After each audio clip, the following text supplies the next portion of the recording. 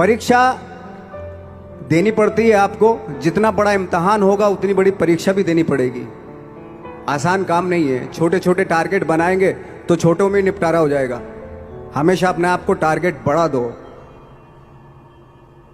तो उसके लिए हमेशा अपने आप को अनकंफर्ट जोन में डालो कि जो इम्पॉसिबल है उसको पॉसिबल करने की शिद्दत, पैशन आपके अंदर होना चाहिए, वो हो जाता है। आज जो दुनिया में इतने सारे एक्सपेरिमेंट हुए हैं, ये सिर्फ इसी बिना पे हुए हैं, पागलपन के जरिए ही हुए हैं ये सारे एक्सपेरिमेंट। एक मैंने कहीं सुना था कि जब आप एक्सपेरिमेंट करते हैं तो फेलियर भी होते हैं, कई बार फेलियर होते हैं। कोई एक एक्सपेरिमेंट करने के लिए, कोई एक चीज करने के लिए बहुत बार हमने भी झेला है, बहुत बार फेलियर हुए हम लोग। लेकिन एटलीस्ट हमें इतने सारे फेलियर होने से इतने तरीके पता चले कि इन तरीकों से सक्सेस नहीं मिल सकती। फॉर एग्जाम्पल, एडिसन ने जब बल्ब का आविष्कार किया तो 100 बार एक्सपेरिमेंट किए अपनी जिंदगी में।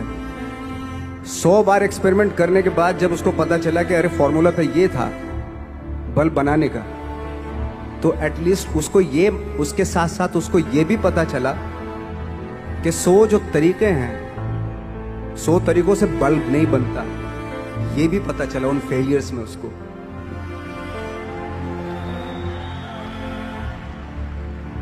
जब हम लोग मुंबई आए तो हमें मालूम था हमारे पास पर्सनैलिटी नहीं है, हमारे पास बैक नहीं है, या हमारे फादर, दादा, परदादा तो फिल्म इंडस्ट्री में है नहीं, हम ही हैं। तो हमें क्या करना चाहिए? इसलिए लोगों के बीच में घुसे रहते थे, आम लोगों के बीच में घुसे रहते थे, उनका एक्सपीरियंस सुनते थे, उनको ऑब्जर्व करते थे। तो आई थिंक मेरे पास 15 साल तक, 10-12 साल तक कोई काम नहीं था। जैसे आपने बताया कि बहुत ही 10-10 सेकंड के रोल करके घर में आके बैठ जाता, पूरे साल खाली बैठे रहते थे हम लोग। लेकिन एक चीज थी कि लोगों के बीच में रहते थे। लोगों के बीच में रहने से ये एहसास हुआ हमें कि तरह तरह के लोग हैं, लेकिन हमारी इंडस्ट्री में सिर्फ एक ही तरह की एक्टिंग होती है। हजारों करोड़ों लोग हैं इस दुनिया में, लेकिन एक्टिंग सिर्फ एक ही तरीके से होती है हमारे यहाँ। तो मुझे लगा यार, ये मैं तो ट्रेन भी हूं, मुझसे अपनी आर्ट भी आती है, और हजारों लोगों को मैं ऑब्जर्व भी कर रहा हूं। तो ये तो सबसे अच्छा सूत्र है। इससे तो मैं बहुत कुछ कर जाऊंगा।